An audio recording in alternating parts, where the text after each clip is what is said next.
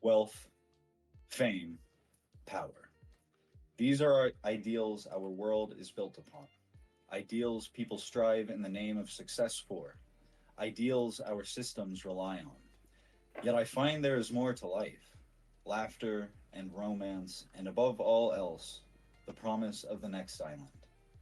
Excerpt from Far Away by Jean-Luc Arnault, Explorer. Anybody else got chills? We open on the South Blue, under a sunny sky with steadily roiling clouds in the distance. They brew and form and grow darker at somewhat of an alarming rate, but on this stretch of sea, under this blue sky, on this ship, it is still a beautiful day. The ship is called the High Archibald, and it flies a Jolly Roger, a pirate symbol that bears the defined brow line, strong chin, a hard jawline, and the high cheekbones of what can only be described as somebody named Chad across a pair of crossed bones. And behind it, following, is a one-man boat with a small cabin, and, very fittingly, one man on board. Cody, do you want to give us a little hint at what is going on here and who this person is trailing behind the High Archibald? Holy smokes. I guess, yeah, I'm playing Arthur D. Morgan. He looks like Arthur Morgan from Red Dead. He's 27. He's in the prime of his youth. He's a bounty hunter, and he's out to figure out what people have betrayed him. He's a very stoic man, so I guess I'm following this ship, and I'm thinking, damn, I'm gonna get me a bounty today. Absolutely, absolutely. We move over onto the deck of the High Archibald, whose deck bustles with activity. Currently, there are a smattering of people who move about, and the cowboy can see a few of these heads bobbing around, though none of them seem to really notice, especially being on board the ship. There's a lot of laughter, a lot of story, and a good bit of work done as well. At the helm, though, stands the captain, a young man in an oversized captain's coat with an overeager grin on his face. And he has his hands on his hips as he declares, "Turner, I do say this is truly the beginning of our adventure." At his side is a far older, far taller man with a shaved head and his arms crossed. This man is Captain Miles' first mate, named Turner, and he stares off at the distant horizon with Captain Miles and simply nods and grunts and says, "Well, if you say it so." And meanwhile, on the main deck just below them, with only one other, I guess you could call them chore boys, on the deck, is a rather tall fellow himself, and he catches himself glance up at the captain and the first mate, but he quickly gets back to work. Lucas, you want to go ahead and give us more of the skinny here? Hanna, hanna, hanna, hanna, hanna. I cannot wait to make this deck shine for the captain. And Leadbelly stands at 9'3", cleaning the ever-living hell out of the deck of this ship and admiring the man who took him aboard and got him off the island he had spent so long on. And I want to flavor this a little bit, that I have little hands coming up and like squeaking little spots on the ship here and there, like as I clean. But yeah, there is the other chore boy, whose name is Willie Bill. He is mopping along, and he keeps kind of darting his eyes at the hands that swab the deck that are just kind of like growing out of the wood itself. And he has spent a few days now beside this very interesting devil fruit ability, but he is not exactly used to devil fruits, and this one especially is not quite sitting right with him. But as he passes, he can't help but say he's doing a really good job, though. Okay. Willie Billy, you know the best cure for cleaning is singing. And then I go into a song and I'm like, everybody knows that you got ulterior motives. Tell me the truth. And I just keep cleaning. Oh, goodness gracious! And Willie Bill just kind of like mops back away from Leadbelly. It's at this point that Leadbelly hears a chorus of laughter from behind him, and over on a little stretch of the ship where some of the men are lounging, four of the Nuban pirates in particular are crowded around another rather big guy. This guy big in a different way. He is all muscle, and he is Angel. You want to take it away? Yes, I'm here. All right. Hold on, I needed to do something. I was doing something real quick. I'm Iron Mitch, the unbreakable, ship steering, portal having, kiss stealing, wheel and dealing son of a man. Oh, God, yes. Will any of you step up to me? The four guys around you just kind of like laugh and cheer. They're all like, "Oh yeah, dude, this guy is so cool. Oh my God, we could never beat you. Like we would never try, but like, dude, you are so cool. Will you please just join the crew permanently? Like we will go anywhere you want. We're already heading to the Grand Line."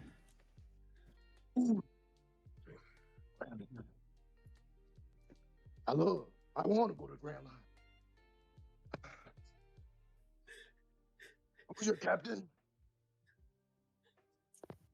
Captain's over there. He's manning the helm right now.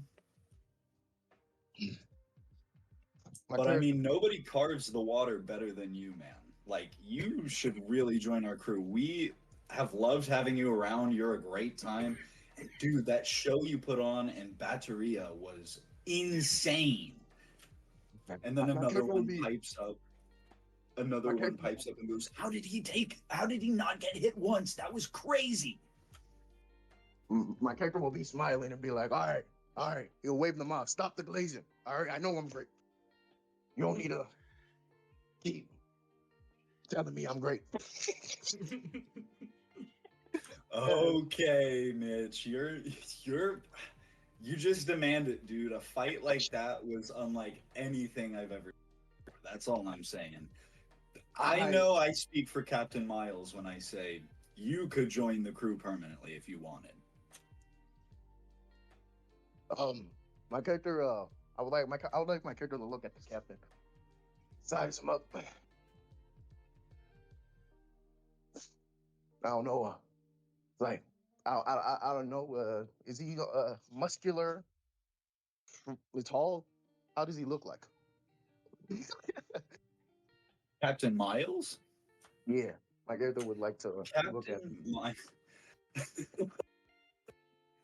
Captain Miles is a really young kid.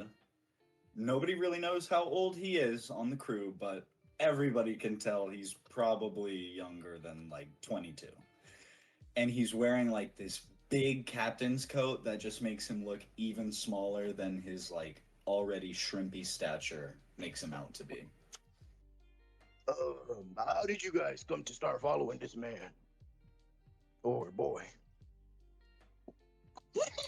The four guys, like, they kind of shrug and look at one another, and they're like, well, to be honest, we didn't really join for him.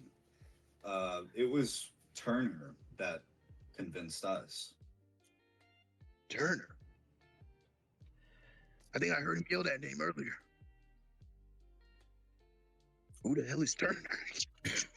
Wait, you know who Turner is? And they all like point at the first mate, and you can tell they don't just mean in terms of like the fact that he is your first mate. They are like looking at you a little confused and certainly like bewildered, I suppose you would say, that somebody doesn't know about Turner. But speaking of, at this point, it is Turner that walks onto the main deck with his arms still crossed, and he looks around with a bit of a hard expression, and he points first at Leadbelly and then at Mitch. And he says, "You two, come here. New orders." I'm still singing. I'm like, Dad. And I'm just like stepping up to him. What's up, first mate?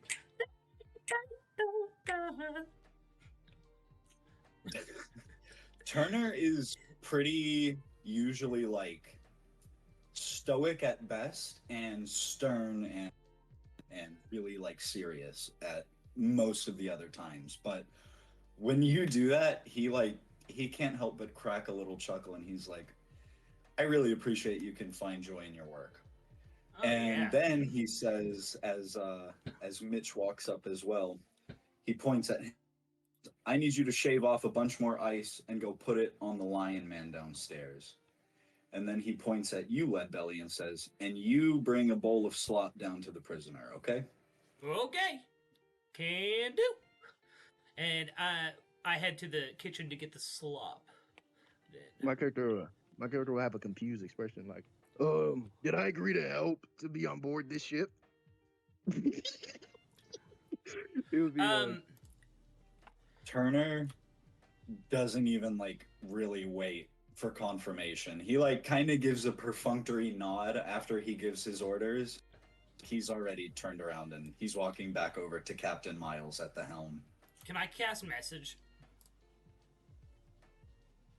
Sure. What are you? Who are you casting message on? Angel. I mean, go for it. Yeah, Angel, a little mouth and ear is gonna pop out of your cheek real quick and just say, "It'd be best to listen to the first mate. He gets cranky when people don't listen to him," and then it just disappears. okay. Well, I'm gonna do what I do best, and my character will walk towards the helm.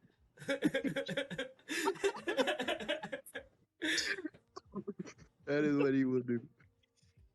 Turner, he's like walking up the stairs back to that helm deck, and he hears you like following him, and he stops and turns and furrows his brow, and he's like, "Didn't you hear me? Go put some ice on the body."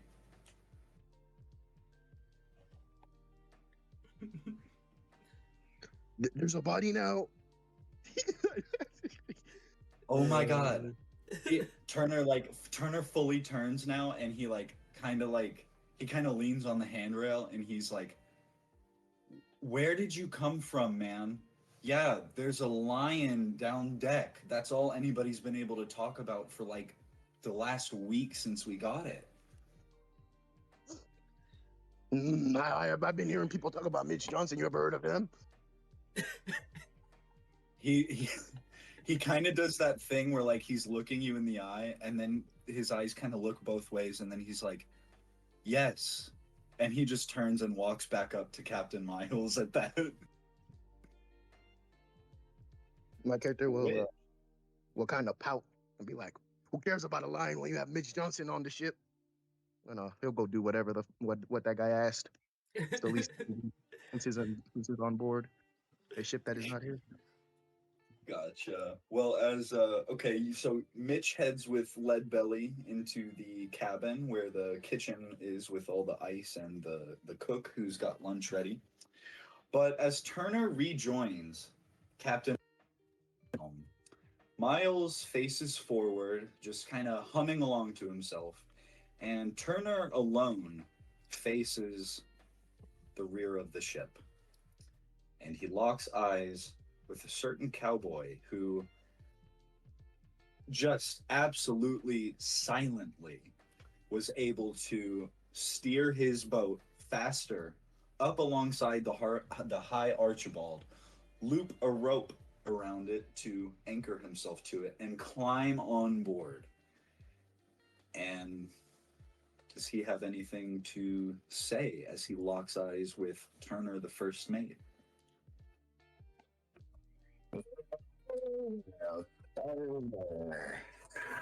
Looks like you understand your way. That's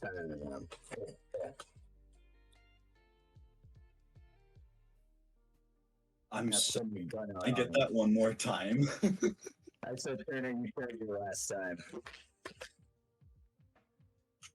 His eyes narrow as he stares at you. And Captain Miles can see him like from the side, and Captain Miles stops humming. He kind of furrows his own brow. He looks at his first mate and says, What's wrong? Turner just flashes him a quick side eye and then grabs him by the shoulder and slowly positions him behind Turner. So Turner is in between Arthur and Captain Miles. With that, real quick, we are going to cut to the kitchen where Leadbelly and Mitch head inside to meet cook Ken Cosgrove, who is toiling away at the stove with the crew's lunch for the day. And already on the table behind him is a bowl of, it looks kind of just like vaguely gray, vaguely brown slop with like a gravy put on top. And he hears you both enter. He turns to you. And he's like, hey, what do you guys need? Lunch isn't ready just yet. I need some gruel for the prisoner. Sorry. I've been in a singing mood all day, my man. But yeah, I need some gruel. I gotta take it down to the prisoner. That's what not Vice Captain, First Mate Turner asked me to do. And I'm like snapping my fingers, and as I do, like little hands come out at the top of them and like snap as well. So it's like 4 snaps. Ken Cosgrove kind of like looks at the snapping fingers, and he's just like, oh my god, that's maybe one of the creepiest things I've ever seen. No, you're he silly, just turns and he turns and gets back to like stirring this pot of soup. And he jerks a thumb over his shoulder at the bowl and says, well, there it is. Yeah, go for it. It's ready. Leftover mashed potatoes as usual. Thanks, Cosgrove. I got you. I know that's not his name, by the way. And Leadbelly just walks over, grabs the gruel, and starts like shaunting his way out to head towards where the prisoner is being kept. And he kind of like looks at Angel's character and is like, you coming with me or you going to the Lion? I think they're in the same place, actually. I can't remember. I'm still getting used to this shit. I am going to the Lion. I need some ice. Oh! And Ken brushes his hands off. He kind of goes, oh, right. And he moves over to this little miniature freezer they have. As he opens it, a big gust of like steam comes out. And you can see this pretty sizable block of ice, but it's definitely whittled down. And as Ken walks over to it, and he takes one chisel off the wall and hands it to Mitch, and takes another chisel for himself. And he starts putting all the chipped ice in a big bucket for you. And then he kind of like lifts the bucket. He's like, ooh. And as he hands it to you, how does Angel handle that bucket? My character will hold out 2 hands and be like, hoorah, I got you. I'm gonna take it. Thanks for doing that, man. My back could not take it anymore. I am meant to stir a pot and have a good time. And he goes over to this little bottle you guys now notice by the cookware, and he like unscrews this little cap and just like downs the whole thing, and he kind of like chuckles and then puts a finger to his lips as he throws it away.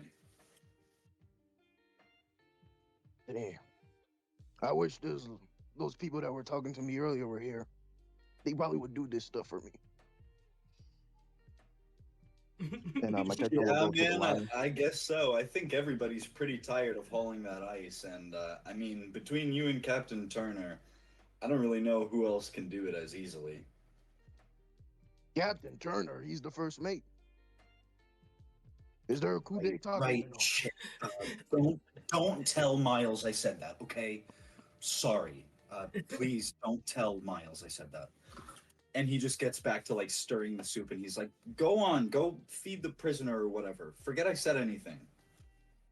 I remember it.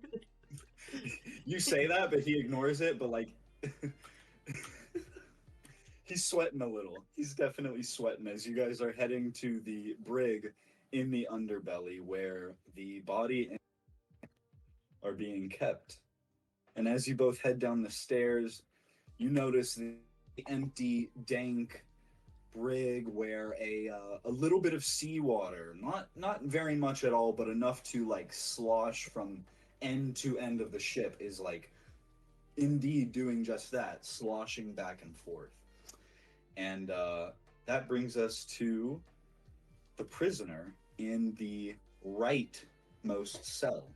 Josh, you want to take it away as you notice Leadbelly and Mitch come down the stairs? Yeah, I had enough time to sleep.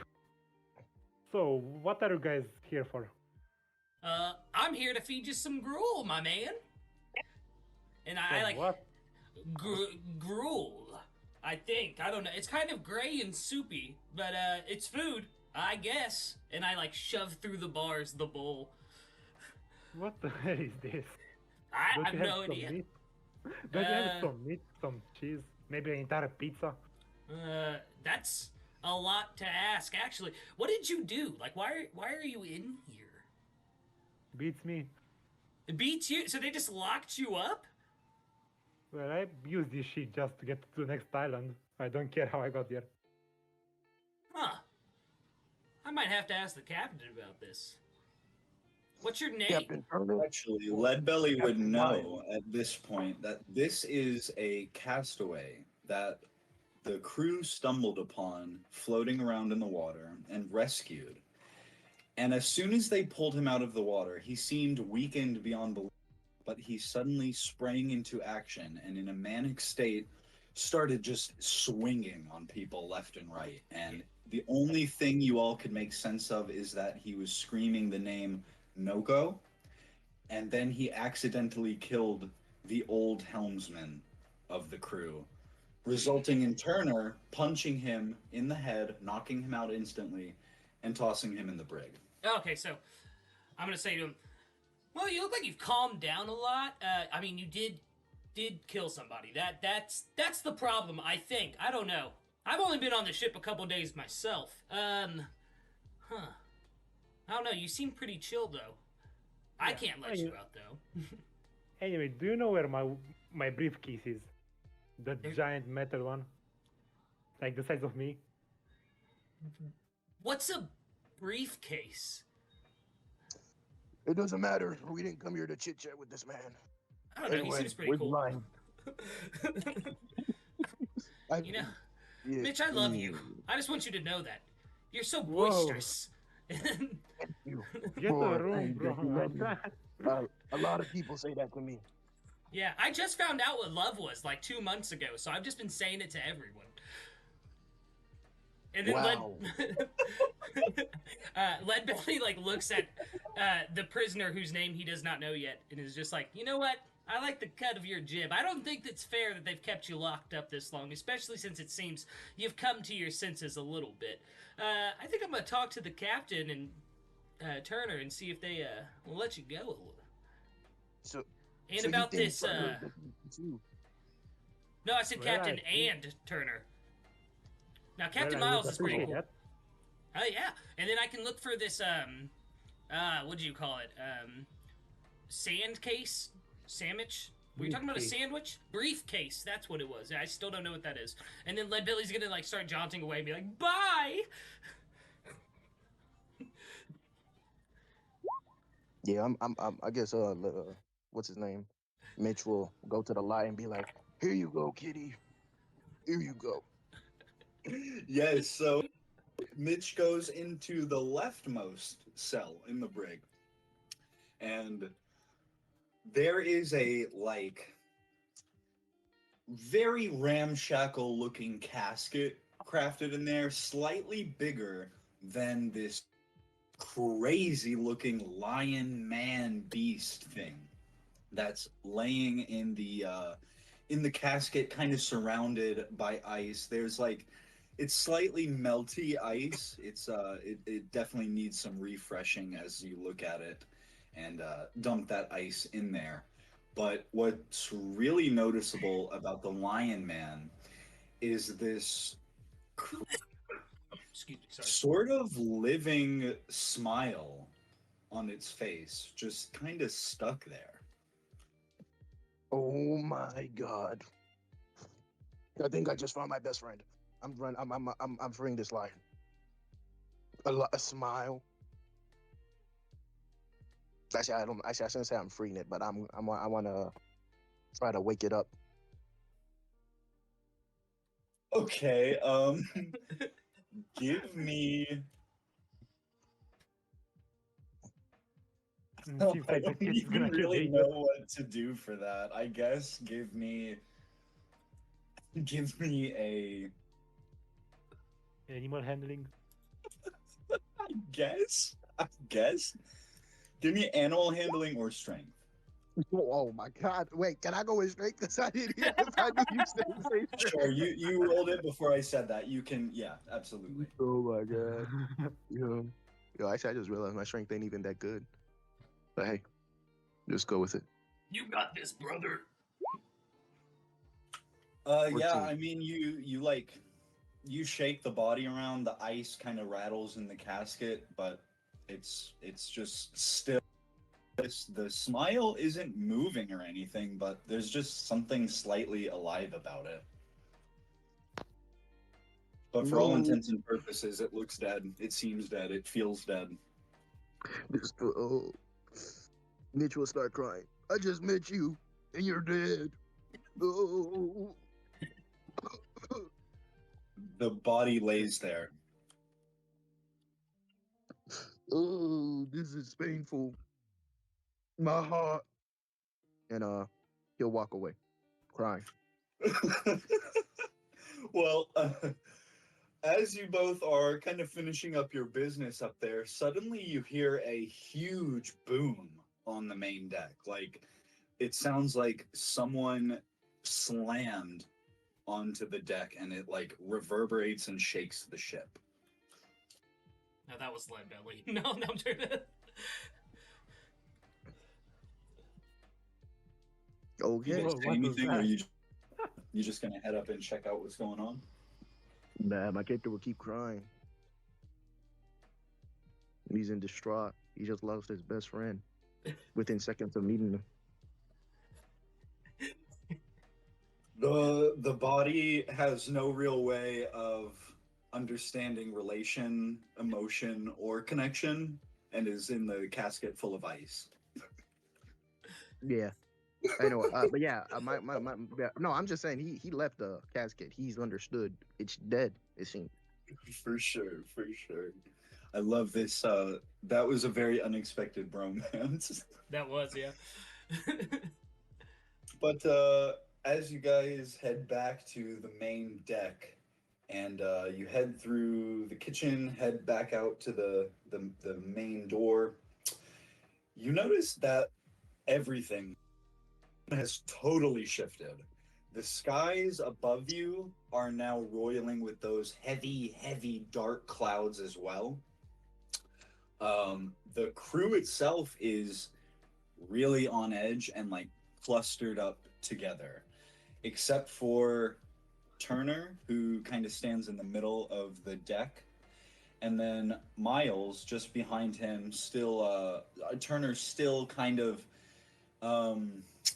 placing himself in between Miles, excuse me, and this newcomer that you both see, this cowboy whose hand kind of hovers at his side where his 6-shooter rests. No, Oh, man. listen here, Turner.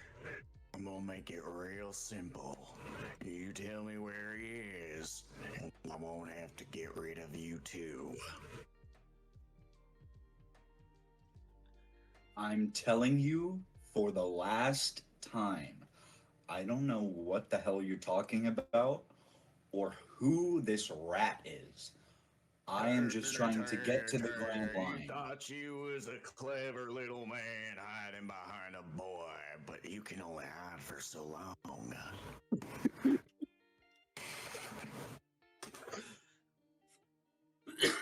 Turner bows his head and kind of like hoods his eyes at your comment. And he says, I would never try to hide behind a child again. I want to make an insight check on that. This motherfucker's lying. Oops. Run it. This mother person. You're good, bro. There we go. Oh! Wow. Wow! I want to say, Mitch would turn to Leadbelly and be like, I think Turner's coup d'etat has started. So it Wait, you think there's begins. a coup de bras? Wait, what did you say? I don't know what that is. But I do think that Turner, it looks like he was going to try to fight. Is the captain fighting? I don't know who's fighting, but that cowboy looks cool as hell. With that critical insight, Arthur has been following Turner's bounty for a little bit now. And he has studied up some on Turner. And from that comment, he can kind of connect the dots. And they're like very real. I didn't expect this, so I'm trying to think how to word this best. Arthur would know that there was a great scandal that ended the Dread Pirate Turner's career that involved a child many years ago, over at least 3 decades at this point. Alright, so like as he makes that comment about I would never hide behind a child again, as soon as he makes it, I draw my pistol and I'll be like, don't play games with me, Turner. And I'm gonna aim my pistol and cock it right at him. I am not here for liars or people who turn coat. You people, just making judgment calls all along, just acting like you know everything. And he kind of had his head bowed still, but now he like shoots it up and is locked eyes with you again. And he continues and says, I just wanted out. And now I'm back in for good. And what am I going to do with that? I'm going to stay free. And all of a sudden, a huge wave crashes against the side of the ship. The sea is starting to get really tumultuous as this storm brews on the horizon where it's darkest, still pretty far off, but I mean, steadily getting closer. Lightning is striking and cracking, and one of them literally bounces off of the top of the sea far away. And some of the crew are like looking over their shoulders at this tempest that the ship is still very much heading right toward, and this brewing conflict between this bounty hunter that's just shown up out of and their first mate. Through the tumultuous storm, I'm gonna keep eye contact with Turner, never breaking eye contact. Being like, you know this ends one of two ways. I mean, you can always turn a new leaf, Turner. How about I give you one last offer? And he like takes a single step forward, but it almost feels like you and he are like talking alone in a way. And he says, I just noticed Kiryu's message. He says, I will make this one final offer to you. I have so much valuable treasure and loot here that we have amassed here in the South Blue.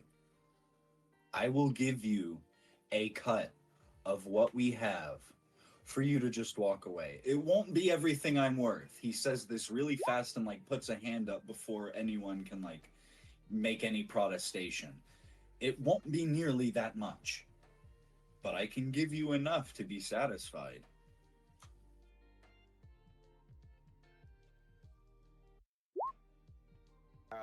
And Oh man, I can't believe I'm gonna do. This is what Arthur Morgan would do. He would raise his pistol up at him and say, "It's not about the money. It's about doing the right thing." And I'd roll a hit. When Leadbelly hears that, he like perks up and is like, "Oh, I like this guy," but he's about to shoot Captain Turner, and then I turn to Mitch and I'm like, "This could get interesting." You said Captain Turner again. Fuck. Oh, dang it!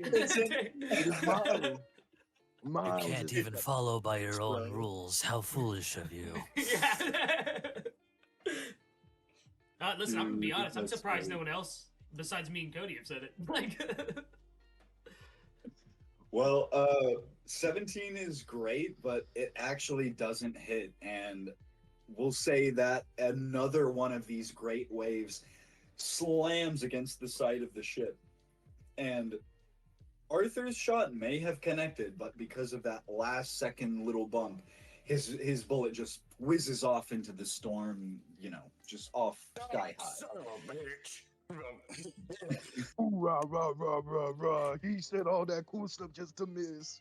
Ooh, rah, rah. Hanna, hanna, hanna, hanna, hanna. That's clever. Everybody doesn't have too much time to laugh, to be honest. You guys get that out, but waves continue to crash the ship. And everybody's starting to get jostled now. People are losing their footing a little bit. You guys see Billy Willie over on the side, and he tumbles onto his back and like rolls toward the banisters on the side of the ship, and he's like, "Ah!" He just kind of gives out one of those classic screams. But these waves are getting heavy. Should So we if roll? I could- Should we roll acrobatics then to see if like we stay standing? I could get a deck save actually from everybody. Okay, hell yeah. I would like Everybody? Okay. with this deck save, I would like to Mitch would like to like look around and Holy assess the situation, see if this is a storm seems to be of a natural causes or could be from outside sources. Okay, very interesting.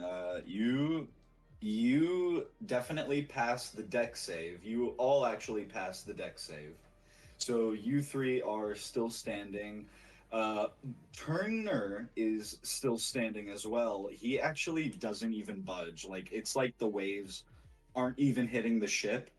It's like you never fired that bullet. He is like staring daggers at Arthur. Oh yeah, I forgot. I'm a helmsman. I shouldn't have had to make that check. I think. I think you are right.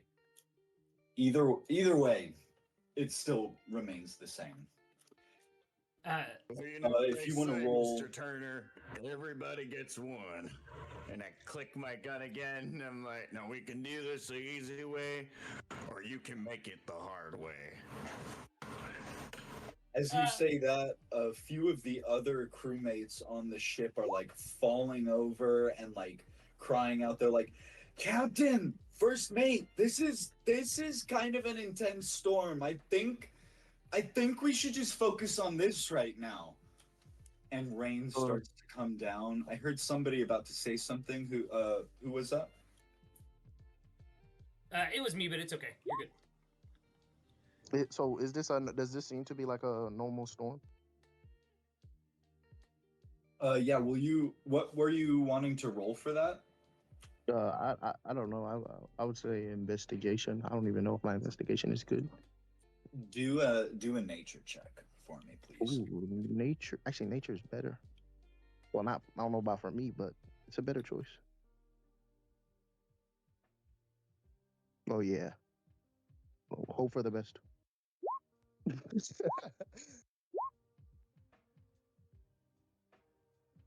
Would I got a be able to 16. notice, because I'm observant, if this is a normal storm or not?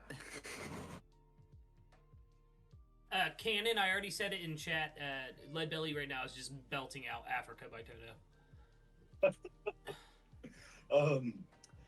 I would give you advantage on a similar nature check for that. Nature check? Oh. So the- Sheesh. Steve, This, it do be raining in Africa. That man do be right. But I'm focused right now. It's you and me. Me and you. Yeah, Mitch is a little skeeved out by the storm, but I mean, upon just examining it a little further, he kind of deduces, okay, this is fine. Arthur, exact same. He quickly judges, says, this is gonna pass in like 5 seconds. More focused on Turner.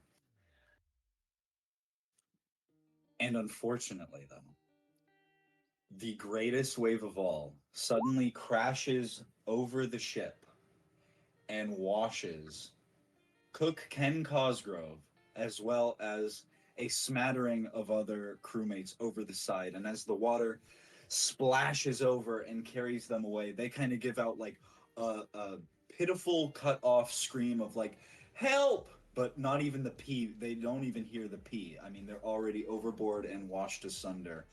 Captain Miles is freaking out for at least insofar as Mitch can tell the first time ever. He's usually like kind of like a like that kind of personality, but he's like, yo, Turner, what's happening?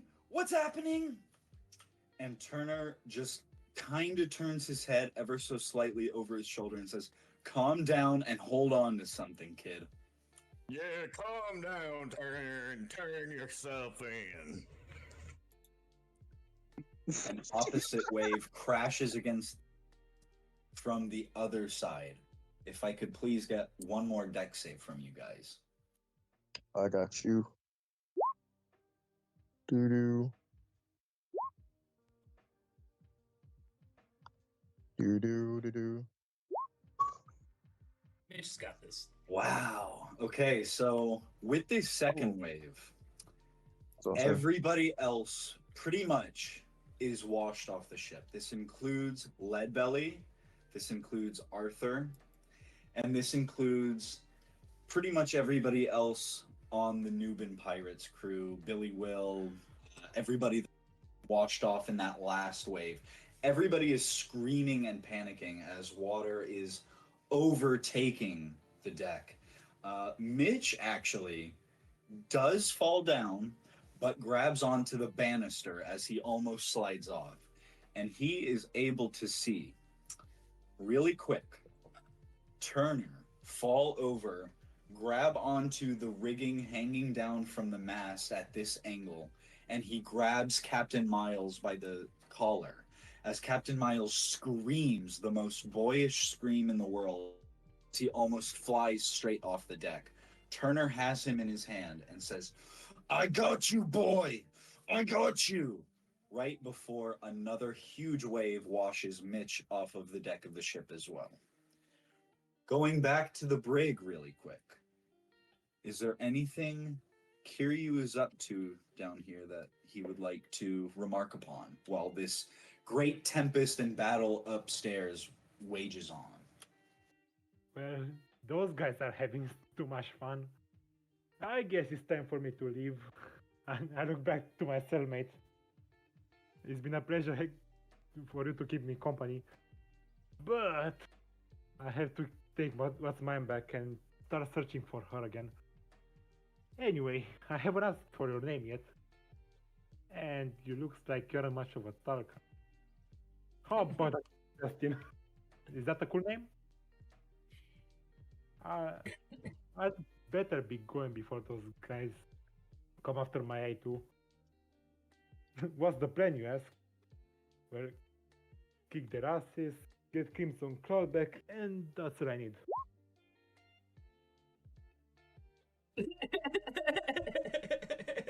The storm rages on outside, and suddenly, the small ship belonging to Arthur Morgan cracks and cleaves the wood of the hull asunder as across from Kiryu's cell, where another small row of 3 cells are just across from like the stairwell, the little boat cleaves through the hull, and a great gust of water sweeps in. Well, shit.